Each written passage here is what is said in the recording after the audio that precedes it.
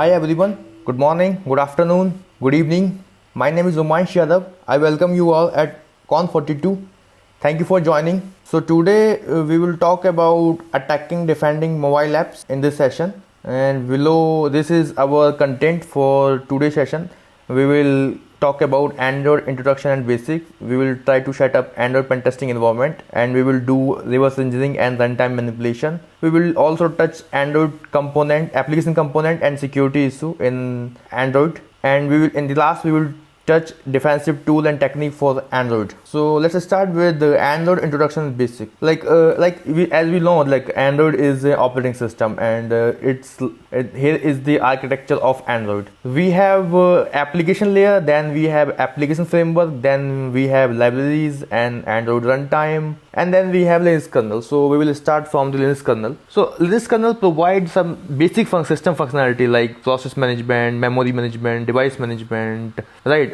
Kernel also provide the user-based permission model, process isolation, right? And now we have libraries, like we have WebKit libraries, SQLite libraries, like we use. So these libraries are support our application, like WebKit library support web browser, SQLite library supports SQLite database. So these are the supported libraries that support our application. Now we have Android runtime, like Android runtime, and we have core libraries and Dalvik virtual machine, right?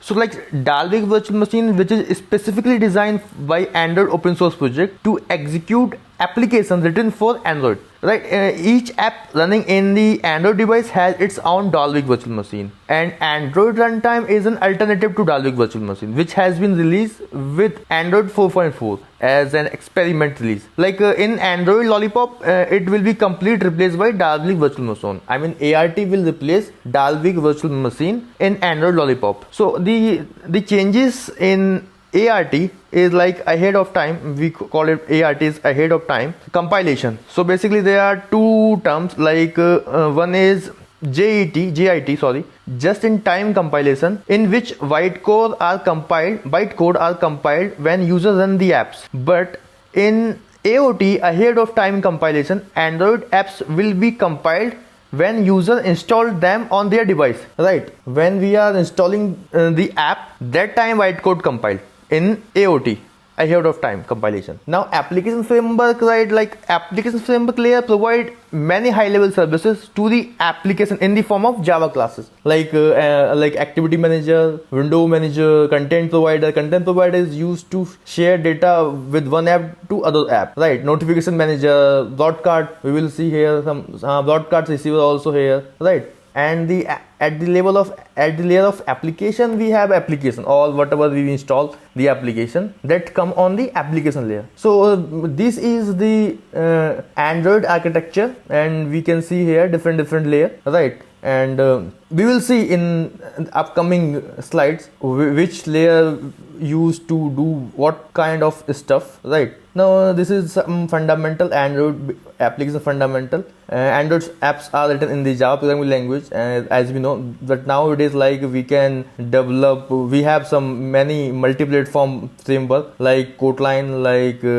Flutter, so we can develop multi-platform application within one framework, right? But at the back end, at the basic, the core part of Android is written in Java programming language. So this is the Android file system structure. We can see it's based on Linux, so the file system structure is similar to Linux. We have root, etc, and we can see SD card and external SD card. If we put any external SD card, so we will see the external SD card folder here.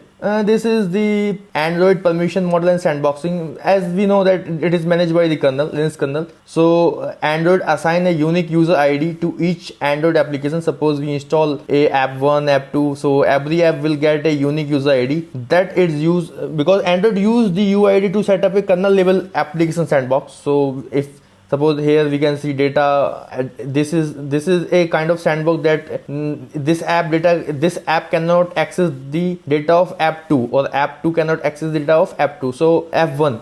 So this is related to the all sandboxing, right? this is the process of building APK.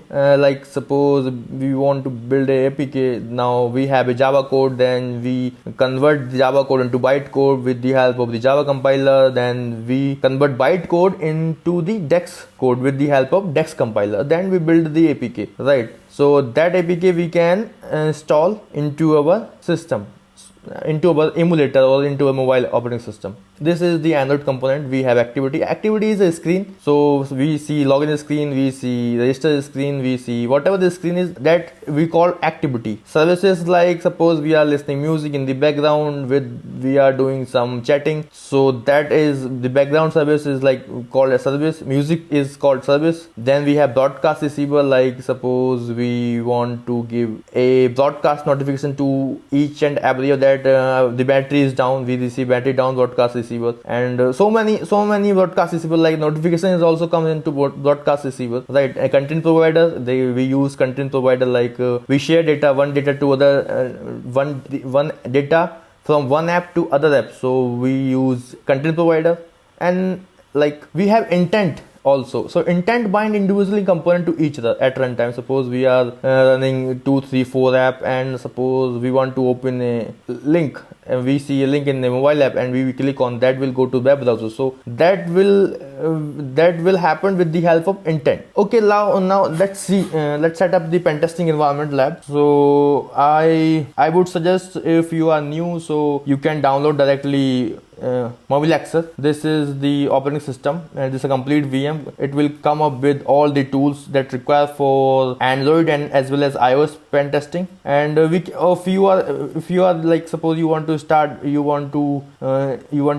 to create lab for your own, you want to install each and every tool step by step, one by one, then you can download Genymotion, you can download Appy. Appy is a toolkit that has 8 to 10 tools for Android pen testing. And then you can install any custom image of Android OS, and then you can install the ADB, Android Debug Bridge, and then you can start with the Android pen test now. So I will show you. This is my Genymotion here. You can see this is my Genymotion here, and suppose I am running this emulator, or I will close it and I will start again. As you can see, it is starting. So Genymotion need VirtualBox, so you need to have VirtualBox in your OS. And it is starting, it's almost started. And you can do some configuration as well. So you want to take it on NAT, or you want to, like, right now we cannot edit it, but you can change the network as well, bridge or NAT, whatever you want. Or because the system what you are using should be on same network, right? Suppose now I have already installed the ADB. ADB is a Android Debug Bridge. So you can see we have so many options in ADB. We can do push. Suppose we want to do some file to the Android emulator, we can do that. If we want to pull any file from Android emulator, we can do that too. And then now there is a command to check if device is listed or not. Here you can see, yes, device is listed, and we can give a command and ADB shell. So now we are into the Android emulator. You can see who I am. Okay, root, right? We can see all these files here. Now we will exit it from here. So this is all about setting up the Android pen testing lab, because we have only 40 minutes to complete this session. So that's why I am little bit going fast, right? So this is here. Now this is the Mobile Access. You can download it from Google. You will find it. So this is complete. If I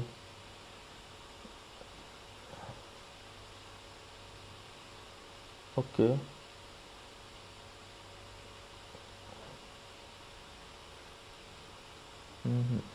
Okay, yeah. So you can see the tools that already installed in the Mobile Access: ZX, Frida, JDGUI, Locket, Petcat, Bytecode Viewer. It is like complete. It is a complete VM for mobile pen testing. Like you can do Android and iOS as well. You can see here so many tools here: iOS John, Android John, and all you can see here, right? Bubsuit, and you can see iOS Gen, Passion Fruit is there for Android, iOS, MoFS is there for. So we are all set with our lab. If you face any problem, then please message me, I will drop my email, so you can message me or you can email me, right? Now we will move forward. We will try to now deep into mobile pen testing approach. So there are two types of mobile pen testing approach. First, static pen testing, and then dynamic pen testing. So static pen testing, we do in static pen testing when app is not running, app is like in a rest mode. Suppose we get APK and we are not going to install the APK. We have to just do some recompilation, signing, try to dig into the application without running it on the emulator, right? So it's called like static pen testing. When we install the application, we try to intercept the traffic, we see the traffic in burp suite, and then we try to do some access control related issue, some token related issue, and we try to manipulate some data that, and we sometimes we try to hook the app, right, by using Cydia tool, right? We try to do some runtime manipulation, that called dynamic. That's come into the dynamic pen testing approach. So okay, now let's do some reverse engineering. So we will start with static pen testing. We have already an app, it's called Piva, so you guys can download it. Again, you will find it, it is a very good app. I also typed the link, this one. This is a very good app for the beginners as well, right? Basically beginners can easily learn it, and it's contains so many vulnerability as well. So like reverse engineering is a process where we try to extract the code from APK. So we will use the tool APK tool for reverse engineering. So we can see here, it is already there, so I will remove it.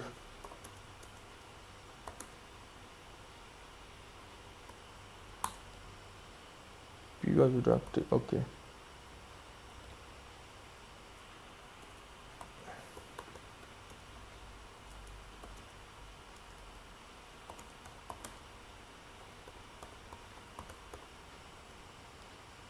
So it will overwrite it, no problem. So now APK tool is like you can see here, loading table resources, decoding Android manifest file, then loading resource, then regular, then decoding file resource. So it will decompile this, right? Now if we go into this directory, we can see so many files, smally original, we can see Android manifest file. Now after doing the decompile of the APK, our first job should be like understanding the Android manifest file. Now what is Android manifest file?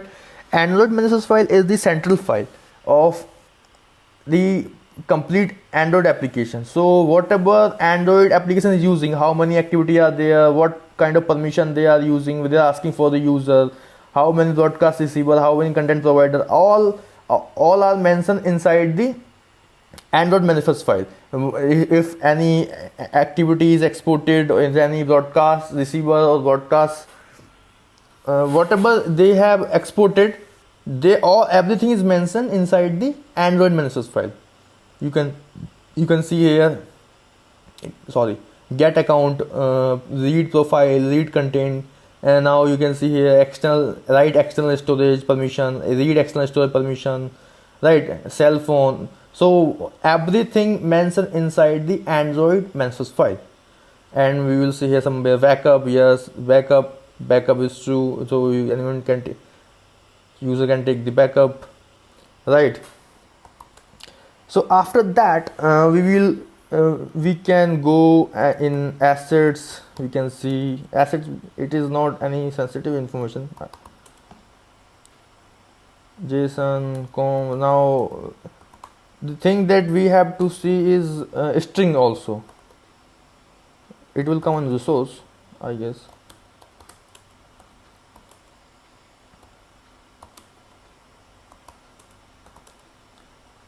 Classes builder ss excellent.java. So we can go step one by one, and we can see and explore each and every file.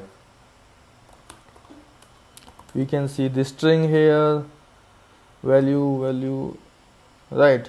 Sometimes what happened, they mention some authorization inside the script, so the admin is yes or no, so that kind of stuff. Sometimes nowadays it's not happened, but sometimes they have mentioned inside the string file.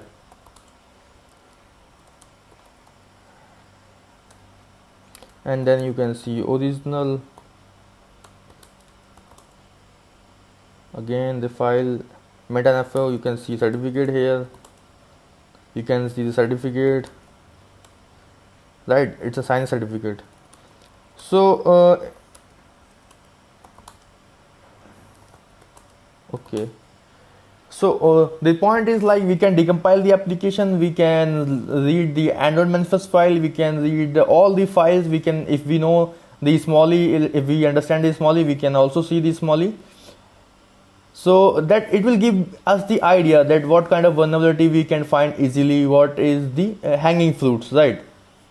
Now there's a different thing, like suppose we want to tamper application. So suppose tampering is a process when we change some data, like suppose we want to do backup is false, we want to backup is true, or we want to do some code change in Smalley files, then we have to write some Smalley code inside the application, right? So whatever we will change it and we will tamper it, then we have to again recompile it, resign it, then again we can install it inside the emulator. So this is, we have done the decompilation, right? Smalley code.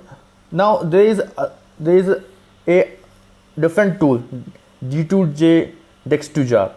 So what this tool do, it will create a jar file and we can directly open that jar file into the, it is also a Java decompiler, so it will create a jar file and then we can open jar file into JDGUI. It's a very nice, we will also try this. Okay, we will try here. So this is Java decompiler, JDGUI, and this is, here we can see our application. Now we will try to Dex2 jar, right? Now we will give the file name,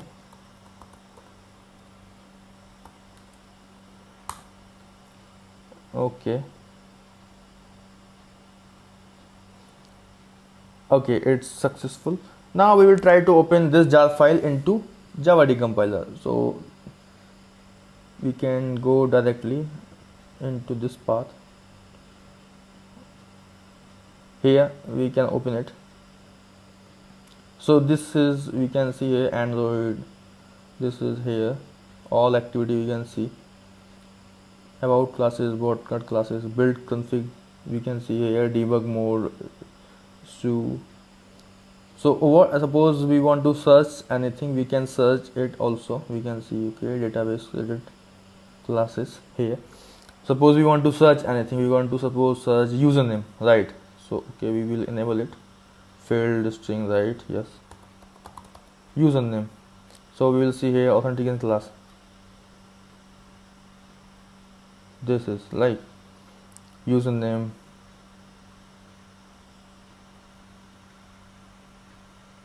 and this is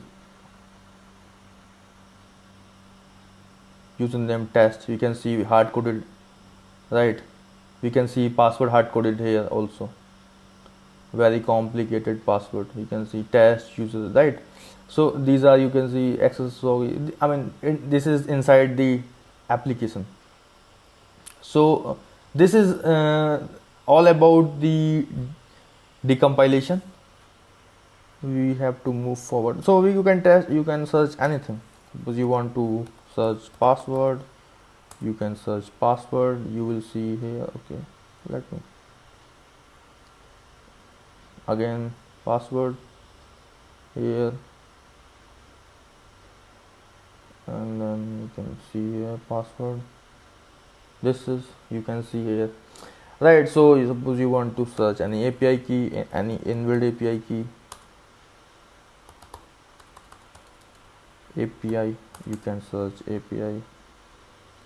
So if there is any API key that you will find here, right? If you can search about keys, token, these are some keywords that you can search inside the application. Okay, now let's move to the next part. As we see, okay, we have already see the Android manifest file. Service content provide activity broadcast is need to be mentioned in the Android manifest file. Permission and export services, right? Now we will try to recompile the app. We already recompiled the app, right? Now we will try to rebuild it and resign it, and then we will try to again install this app, right? So okay, it's very simple. We can do this with the help of APK tool. So now I'm going to change something. I will change a very small, like suppose I want to make this, it's already true but okay, let's make it false.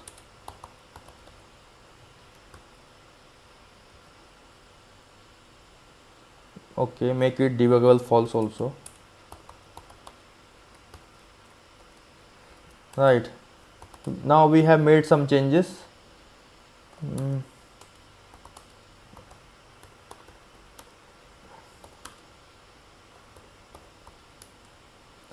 We have to give the folder name Piva. Now we will try to build it. So we will get a APK inside this Piva folder. Build APK successful. Here we can see, we will go to Piva folder, we will go to just destination, and here you can see we got this APK bit, but this is not signed APK, right? So again we have to sign it with any Java signer, right? We have a signer. So what I will do it, I will copy this. First I want to change this name, right? New one, APK. Then I will copy it, 1 2, yeah.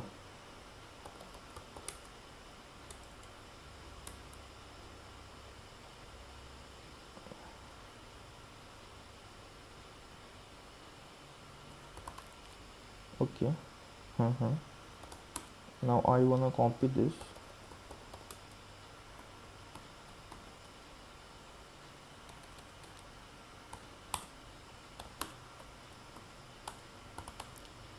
Here we will find this one. So this is the new one, right? This is the new one. Now we already built our APK. Now we have to sign it. So we need a signer. We have already signer. So this is our signer in this directory. We will again go to this.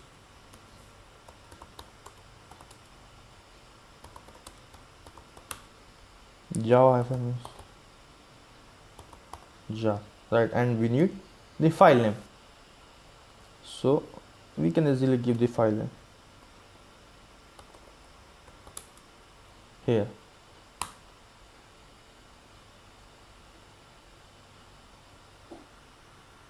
Okay. Okay, .jar, sign.jar, sorry.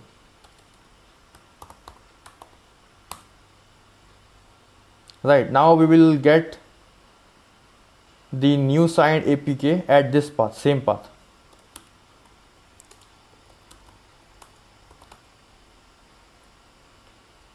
This one, this is the new signed one, right? So we will change its name.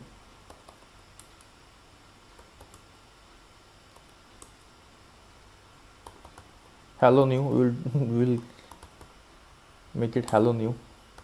Okay, now we have a hello new, right? So now we are going to install this. First let me uninstall this one.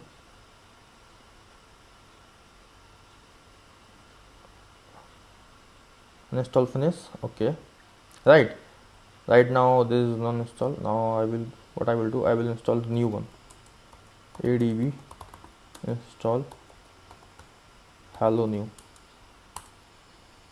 and okay, we got the success. We can see here if the application has been installed. Let's check it. Okay, this is there, and we can even see their test, and we can see the password is there, right?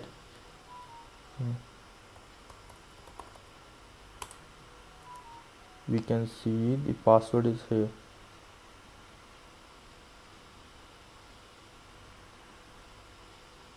Very complicated. We can copy it and we can paste it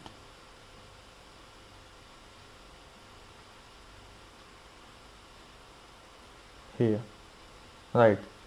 We have login and we can see there are so many. Okay, this is HTTP SSL is a web US vulnerability. So now after login inside the application, let's go to about the project and try to understand the project. So here we can see list of vulnerability covered in this project. So there are so many vulnerability lists that this application will cover. Suppose like this, I mean these are not so risky vulnerability, but it's all depend on the application nature and behavior, like uses of weak initialization vector, possible man-in-the-middle attack, uh, remote URL load in web view, object decentralization found, right? Enable debug mode, weak encryption, hard-coded encryption key as we seen, hard-coded username and password, dynamic load of code, creation of world readable writable file. As sometimes what happened, app create a world readable and writable file inside the external storage, right? Or maybe in internal storage. Use of unencrypted app is communicating in STP protocol. Weak hashing algorithm, app is using MD4, SHA-1 or MD5 kind of algorithm that is weak. App is creating predictable number generator function. App is using, suppose they are using just as random. So basically there are so many number of vulnerability you can find in this application, and you can do your practice. It will be very helpful and it will be a very learning experience. You can see part traversal is there, self sign CA enable in web view, clear test HTTP, right? JS temporary file creation is there, displayed set plugin stack in web view, right? Untrusted CA accepted, uses of ban API function. So you will get to learn so many things by just write some test case in this application.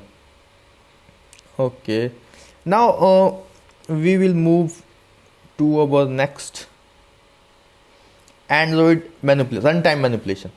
So basically we will use the Frida for doing the runtime manipulation, and Frida is a world-class dynamic instrumentation toolkit. It's a very good, and if you want to set up the Frida, so you can go to this blog and you can set up the Frida. Even he also shares some trick for bypassing the SSL pinning using Frida, or you can also bypass the root detection. You can do so many things with Frida.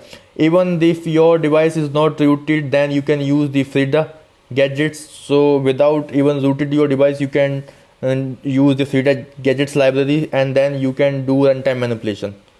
So I already installed the Frida, and do one thing, make sure you have to match the server and client version same. So when you install the Frida server, in it should be same, right? Inside your emulator and inside your operating system, your base operating system. So I already installed it. So whenever you are set, then you can give this command Frida ps-u. It will show you all these. I already installed the Frida. Now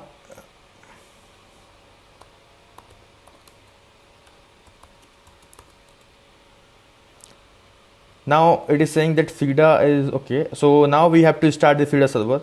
This is the command in what happened. Let me pause it. So this is the command to start the Frida server inside my emulator. So I will give this command. and now the feeder has been started, right? If I try to give this command, it will show all it, now feeder is started, and we can see the all the apps here with their package name. Suppose we are not able to see the ST bridge, right? So because the app is, we should be here, we can see here, this is the app with that we are going to pen test, or that is right. Suppose we want to hook this app, so simply we can run this command.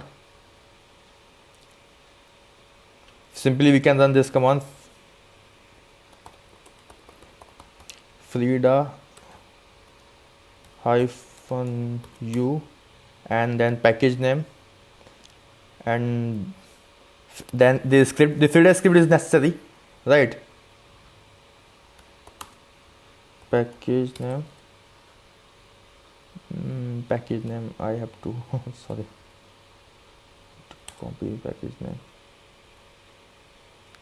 Let's copy the package name where it is. HT bridge, this one here.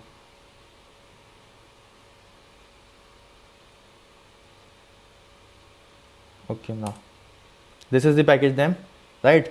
So it's a command. This command we have to run it with this script. No, Frida hyphen u package name hyphen f is also there for hosting. Then hyphen l for the script, pinning script now, and then no pause. So it will no pause. It will hook one time and then resuming main thread process terminated. Okay. Okay. PY has a stop. So basically it's create some problem with the emulator, but when you will run it on your real device, it will not create problem. It will hook successfully and it will bypass whatever the script you will use for like pinning or root detection or whatever the script you will use, so it will work. So this is the way like we do with Frida. We work with Frida like this one. We give the commands with package name, we hook the application, right? And now we have application component security issue. So like so many like we have seen hard-coded credential inside the device. When we did the Java decompilation, we can, oh yeah, this is also a vulnerability. Sometimes what happens, developers store the data inside the mobile device, so we can also check if they are storing some sensitive information inside the mobile device. So we can go adv shell, we can see, okay, data, then again data, and then we can package name here, and now here we go shared information. We see, okay, we can get this file, understand or nothing in this file, no problem. We can files, block file,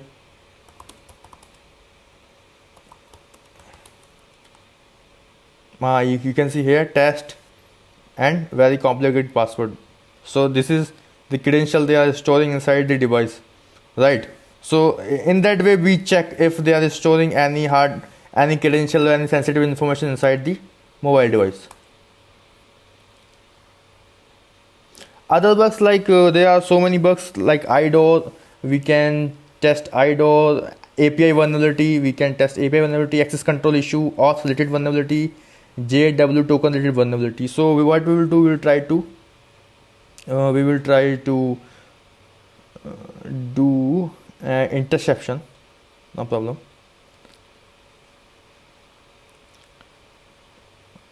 We have fine. And I'm going to add a proxy.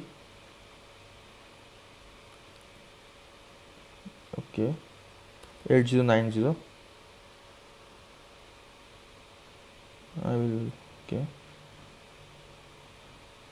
proxy has started, right, nice. Right, so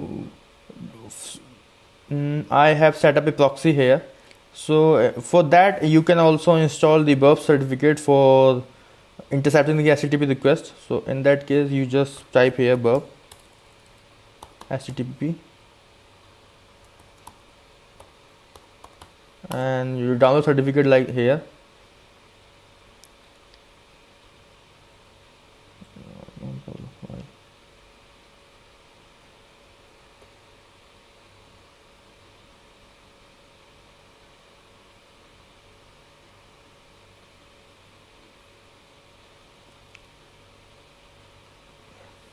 Because it's already installed, but I will show you how to do that.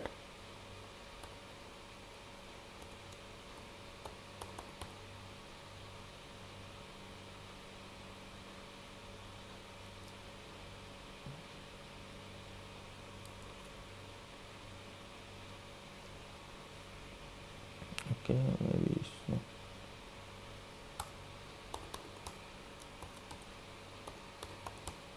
Burp.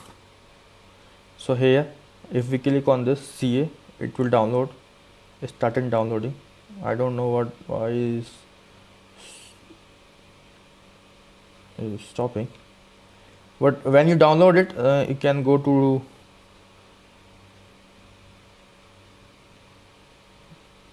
gallery. Where is gallery? Yeah, this is downloads. No item here. It is not downloaded actually. Okay, no problem. So I will try to do a restart of this. Sometimes it's create problem while doing it restarting. So there is another way to push. Suppose we want to push a certificate or whatever we want to push, so we can directly push from here adb push user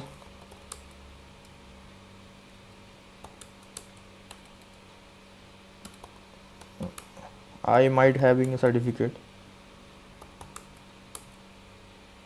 You can see here I have a certificate dot, it is a .der extension, no problem. We will try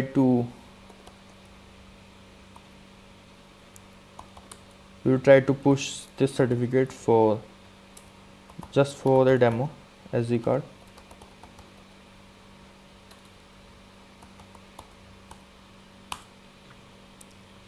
Here we can see one file push. If we see this file,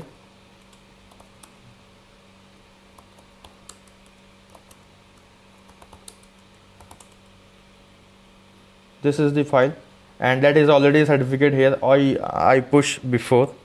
And one thing you can face a problem when you try to install app. This is Genymotion ARM transaction. So sometime what happened, the app is not compatible with ARM processor, so then you have to install this Genymotion ARM translation. So after installing it, you have to just flush it, and then you will be able to install any app, right? So I will show you how to intercept the traffic. I mean, traffic is already coming. Okay, this is my burp. Suppose I want to intercept browser traffic. So here you can see I already installed the certificate. Now traffic is coming here, so I can see all the traffic, and I can found access control related vulnerability, IDOR token related vulnerability. Even I can open it, this app itself, this one, right?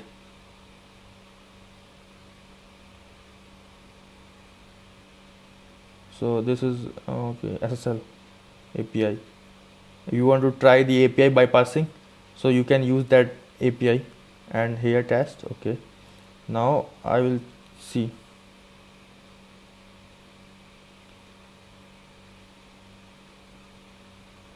Okay, it is not going to server. The traffic is not going to server. It is checking internally, I guess.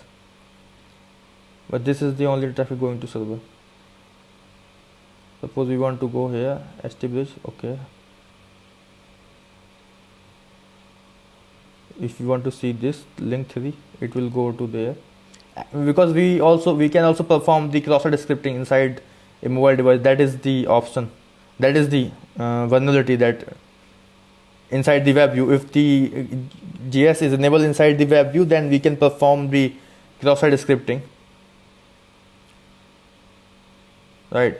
So this you can say here XSS, because the script is hosted at this URL, and if we are enabling that we can load a remote URL inside the web view without any validation, so we can do XSS also. Right, this is even we can go to, okay, no problem. So for that, okay, go to Piva, right. So now here you can see so many vulnerability you can test it, so many vulnerability. So many vulnerability. So guys, okay, try each and every vulnerability, try to understand and try to replicate these all the practical, and whatever you find or whatever you face any problem, then you guys can reach out to me anytime, and this is my email ID,